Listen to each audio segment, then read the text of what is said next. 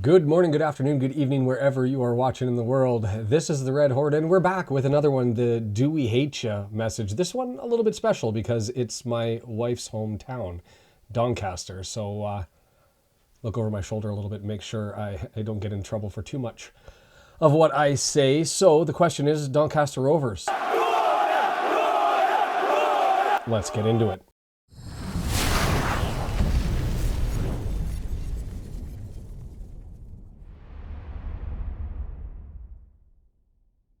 Doncaster Rovers, AKDRFC, the Dons, the Vikings, the Rovers, a bunch of different names that they go with, formed in 1879 and then reformed after World War I in 1919. Location, Doncaster in beautiful South Yorkshire. Population 113,566. The stadium, formerly known as Keepmoat Stadium, that's what it was called when I was there. This is the only lower tier stadium that I've been in England. Last time I was there was a 5-1 Doncaster win over Rochdale back in League One in 2019. So in any event, now called the Eco Power Stadium, we'll take the Google trip. We'll end up doing the spin. While it's doing that, you can see it coming in. Opened in 2007, capacity 15,231, 6,500 people. Let's bring up a picture for you. And if you're curious, 109 miles away, well, that's 175 kilometers, estimated 2.5 hours. I tried to look over the turnover, but it became a challenge. The only source I found was a website called Pomanda, and the turnover is too high, 14,200,000. So that probably captures Football Fortune. Not certain, but it is a team with capital, and the owner, even at the start of the year, said that they were going to spend some money, and they did bring people in. So Doncaster, a team that you'd be expecting a little bit more out of. The bookies had them at the start of the season to finish 9th in the league, and right now they sit at the bottom. But here's the caution. This is a trap game, one where you can end up looking down the road and you could miss them. They've played a lot better in the last 2 games, at least statistically, analytically, so not one we want to sleep on. They're, as you'll see when the roster comes in, they've got some older guys and they've got a lot of youth. And as those youth start to gel, I expect Doncaster to end up being one of those clubs that builds up over the course of the year. The way the season started, though, they might be running out of runway unless they get points. So they're going to be playing with desperation. So trap game, let's not sleep on it. Getting into some of the data, this is a club that's got a lot of history. And when I say history, I mean sort of like the Alex Hamilton-esque type history. Not positive, some crazy stuff, and also some interesting promotion goals and backstory. So let's get into the Doncaster stuff. Last championship was in 2012-2013 when they won League One to move up into the championship. They've had 2 seasons now. This is their second one in League Two. Within the EFL, they've been there for 20 years. Their high water mark in the pyramid was 1902, where they finished 7th in the second tier. Their low water mark, well, that was the time they spent in the National League, but more specifically 1998-1999, where they were 16th in the National League. Their kit, bring that up here, their sponsor Eco Power, for the longest time it was LNER, which is London North Eastern Railway. Yes, London North Eastern Railway. Doncaster known by a lot of people because whether you're traveling London to Edinburgh, London to Manchester, up to Leeds, you're going through Doncaster by train. So it seems like everybody knows where Doncaster is, and it's a beautiful place to go through. I'm going to get in trouble for that. Anyways, their jerseys, home kit, red and white horizontal stripes. They're away this year, black with red stripes, and their thirds, blue and white hoops. I like the structure of the first 2, the home and the away. They've got connectivity. What's interesting about them is they're made by Oxen Sports, which is a Doncaster company. So kudos and extra points to Doncaster for doing that. The problem I have is just the nature of what they look like to me. They look more Sunday League. And I know that's going to be a criticism, but they're just not quite as sharp as in its manufacturing as others. And I hate to say that because they went local. So I'm hoping Oxen can pick it up because I'd love to see them. But they've predominantly, it looks like, been doing rugby league jerseys. So let's see as they get into the football stuff, they get the opportunity to strut their stuff, as it were. The owners, Doncaster Rovers, that's Bramall, Blunt, Baldwin. Don't need to get into the financial circumstances, but they've got money behind them. 783 million pounds is what the Keepmoat Construction Group sold for back in the day when the Bramall family had it for 72% share. So that's impressive. interesting claims to fame, and I said this before as far as historically, they've got some interesting backstories. March 30th, 1946, they participated in the longest competitive football match ever recorded. 3 hours and 25 minutes against Stockport County, who, interestingly enough, also in League Two. The game was called due to darkness and then replayed in Doncaster, and Doncaster lost 4-0. May 10th, 2003, and I'm going to put the YouTube video for this one below. There's 2 of them that you really should watch, actually maybe 3 of them, that have a lot of interesting stories. May 10th, 2003, so this is the promotion from the National League to League Two, the first year that they had a playoffs to be able to get 2 teams to go up. Doncaster became the first and is still the only team to earn promotion via a golden goal, also known as a sudden death goal, against Dagenham and Redbridge back in the fifth tier. So take a look at that one. But even maybe more crazy than that was the final moments in 2012-2013 when there were, I don't even want to get into it. Watch the video. It's back and forth, and Doncaster ends up winning the championship. It's crazy to watch. Links down below. Just do it. Hit subscribe before you leave, if you leave, or come back, whatever you're going to do. Anyway, 2003, 2004, their other interesting little side story is they successfully completed the double promotion. Not only did they advance from the National League through the playoffs, but then they were the champions the following year with 92 points, which was 4 more than Hull City. Now, there's more history than that. They've got some black marks, and I intimated about Alex Hamilton, and so bring in Ken Richardson. Ken Richardson, infamy. He was the owner, and he actually hired somebody, Alan Christensen, who was an ex-SAS soldier, military specialist, to destroy the former stadium, Bellevue. The team was in financial turmoil. At least because of their financial, or where they were in the league, they were not getting a lot of stadium capacity. There was geographical issues with the stadium. Eventually they kept shutting different components of the stadium down, such that it was down to 4,859 seats as a maximum capacity due to shifting things as a result of coal slippage in the structure.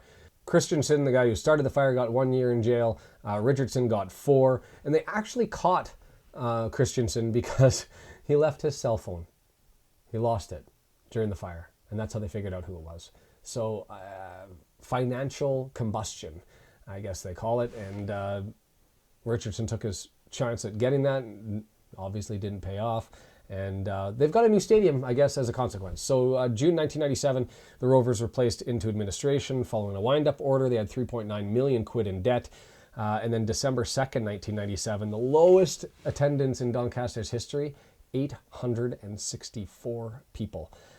So they were ultimately relegated to the Football League in 1998, and then they spent some time. Their history, up and down over 140 years, like I said, they've been as high as the second division, but they've also been down through the National League. The last match between Wrexham and Doncaster, you got to go all the way back to August 23rd, 2005. That is 6,591 days, or just over 18 years. The matchup was a League Cup match, which was a 1-0 Doncaster win. And the last time they were in the same division was 2005. That was the year that Wrexham was relegated by finishing 22nd after they had a 10-point deduction for entering into administration. That season, Doncaster finished 10th. As far as Wrexham connections, none currently present. Interestingly, maybe to some historically, September 2011, Dean Saunders left Wrexham to join the Doncaster Rovers, and at the time, Doncaster was attempting to avoid relegation from the championship, while Wrexham were mired in the National League, having just lost out the season prior in the playoff semi-final to Luton Town. This year, their record so far, 0 wins, 2 draws, 4 losses, 4 goals for in their 6 league games, 12 against. No points on the road. Their last 5 matches, though, a 0-0 draw at home to Swindon Town. They were down a man for the whole second half, and stats say that was a fair result. A 2-1 loss to MK Dons away. The expected goals per game says that Doncaster should have probably won that game 1-0. They had 17 shots and 61% of possession, but they just weren't able to beat the MK Dons. And We know how well the MK Dons performed. We saw them, and we've been watching throughout the year. They're a top performer. So there's, like I said, the last couple of games, things have been improving. 3-1 loss at home to Notts County. That was a fair result according to the stats. A 2-2 draw at home to Mansfield Town. That should have been a loss according to the stats. And 4-0 a loss to Newport, and they were dominated in that game. So they have been playing better as of late. And like I said, we've seen the two teams that they've played most recently, Swindon Town and MK Dons. And so you're able to draw a correlation because you know the strengths and the nature of the teams that you're seeing. You can start to draw some conclusions better from it. And a 0-0 draw at home to Swindon Town and a 2-1 loss at Milton Keynes, not bad results. So trap game. Lots of players on loan. Tyler Roberts, 19 from Wolverhampton. Fall, 20, who's a forward from West Brom Albion. Louis Marsh, 19, a striker from Sheffield United. They've got bodies coming in, and when you look at their lineup, you've kind of got to draw the conclusion that really weak in goal, and now he's probably going to play exceptionally well. And not performing that well up front, but their midfield and their defensive line seems to be relatively in stack. Up front, relatively set. Looking at the forwards up front, a familiar name, I guess, for a lot of people, Joe Ironside. There was somebody who I thought maybe as a striker coming into Wrexham because of his connection with Paul Mullen. He played in Cambridge United a couple of years ago with them. So sort of played in that Batman Robin role, and they seem to work well together. Doing that. So he's had 585 minutes. He's 29 years of age. He's had only 4 attempted shots. 3 of them have been on target, but just the 1 goal to show for it. He's been strong in the air as a forward. It's rare to see the aerial duels wins that he's been able to put together, but he's just not getting a lot of chances. Luke Molyneyx is another one, 573 minutes. He's had 6 attempts on goal, 3 on target, and only 1 goal. His shot conversion rate at 16.67% is in the 78th percentile, which as a forward you'd expect and hope that it was going to be better. So they're searching for something up front. Not a lot of options. Young guys, Mo Fall, 20, he's had 321 minutes. He has the highest expected goals per 90 on the team, but nothing to show for it as of yet. And then Sotana, another 20-year-old, he's had 281 minutes. He's got a goal, but his stats, just not enough game time information there to be able to draw anything from it. So expect Ironside and Molyneux, but they could be shaking it up and giving the young guys more opportunity and more legs, because at least with Mo Fall, it's looking like he's getting more opportunities. In the midfield, Owen Bailey, he's been playing both midfield and in their back line. He's had 660 minutes. He's a 24-year-old, so lots of playing time. Big guy, unimpressive stats. His interceptions, he's only in the 35th percentile. Tackles, 57th percentile. He has good dueling stats. Ground duels, 83rd percentile on the ground, 90% in the air. So he seems to be a capable option and a trusted option despite his age wherever he goes. George Broadbent, relying on another young guy, 22 years old, 654 minutes, but 29th percentile in pass completion, 38th percentile in successful crosses. And in fact, he's had a lot of crosses, but he hasn't had a successful one as of yet. So his conversion rate was, low. Tommy Rowe, 510 minutes played, 34 years of age, so one of the older gentlemen on the team. Nothing stands out when you look at his stats. 59th percentile in successful crosses, 45th percent on pass completion. He does have 2 assists though. So you look at those guys and you say, well, maybe they've got to look to start to bring in some other options. They've got Zane Westbrook, 26, 351 minutes, and he has the highest expected assists per 90 minutes on the team. So statistically, analytically, maybe he gets more leg time. And that's what I'm saying, is there are younger guys. Well, I guess 26 actually makes Zane one of the elder guys, but there are options that they have available. Tyler Roberts, 19, 292 minutes from the Man U Academy. He's successful targets and interceptions, have him first and second on the team. But here's the downside. Offensively, he's there to stir the drink, but defensively, and it may not be his fault, maybe circumstance, it could be other players, just could be bad luck, but he's been on the pitch for nearly 3 goals per 90 minutes. And that's not good. Defensively, Richard Wood, captain, 38, 476 minutes as a center back, 90th percentile in aerial duels. Not that great in ground duels, not that great in the interceptions, just as a consequence of his age Going to suggest he's a little bit slower, but he's obviously got that savvy veteran history because he seems to be there in the air when they need to have him. So also in defense, Jack Senior, 26. He has the best fought mob rating on the team. 563 minutes. He's got solid stats. He's more than 90% in tackles, higher than 90% in interceptions, ground duels, aerial duels won. So he's a proven defender at 26. But then after you get past that, you've got 4 guys who are sort of scrapping for minutes. Anderson, Olowe, Maxwell, Nixon. And I don't know what's going to end up happening there as to who they're going to plug into the hole. None of them have really stepped up and performed well. So you've got those 2 sort of holding it down. And they've done a 3-4-3 and a 4-3-3 as far as their formation goes this year. So we don't know. We could end up seeing 2 people back there, but they would be the weaker links to go after. Goaltending, this is where it gets ugly. They've only got 2 young guys from the academy as a backup. They've gone with Ian Lawler, 28, and he's got to be described as a disappointment for them. He's played all 8 games. He is facing near the top of the league in shots, so maybe that's an out. He's in the 98th percentile for shots faced, but he's got 2 goals conceded per 90 minutes. That puts him in the 5th percentile. Not many goaltenders below that, and I think we could suggest who one of them might be as a Wrexham fan. And his save percentage is 57% in the 11th percentile. So, like I said, weaker in the back line. The front line's not getting it done, but their defensive midfield core seems to be like it's finding its traction, and so it's a team that I think could be on the rise, but let's hope that it's just not on Saturday. If Doncaster was a North American sports team, who would they be? I'm going to go with the Arizona Coyotes in the NHL, given its history with Cole. Maybe NFL team, the Cleveland Browns, or the MLB team, the Pittsburgh Pirates. I'm going to suggest that just because as big as Doncaster is, and as much as people talk about the Rovers, they just don't seem to get attendance. And I've been in the stadium before. It's cavernous and without a lot of character. That's probably going to upset a lot of people, and I'm sorry. But just my personal take on it. And as a consequence, when we're looking at food, I'm going to end up saying that Doncaster is like a potato. It's always present. It's everywhere. No one really talks about it. No one really cares if they see it. Nobody cares if they go without it. It's just there, and that's maybe not going to go over well. Sorry.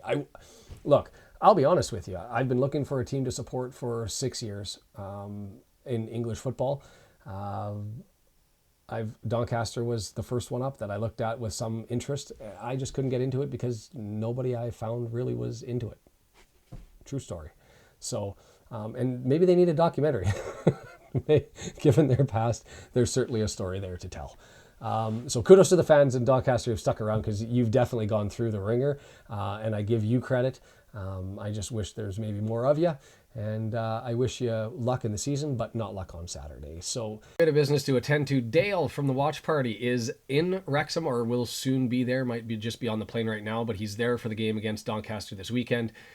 He's also going to be there for a very important bit of business tomorrow. If you see Dale, by the way, Texan cowboy hat with a Wrexham logo on it, make sure you say hi. Really friendly guy.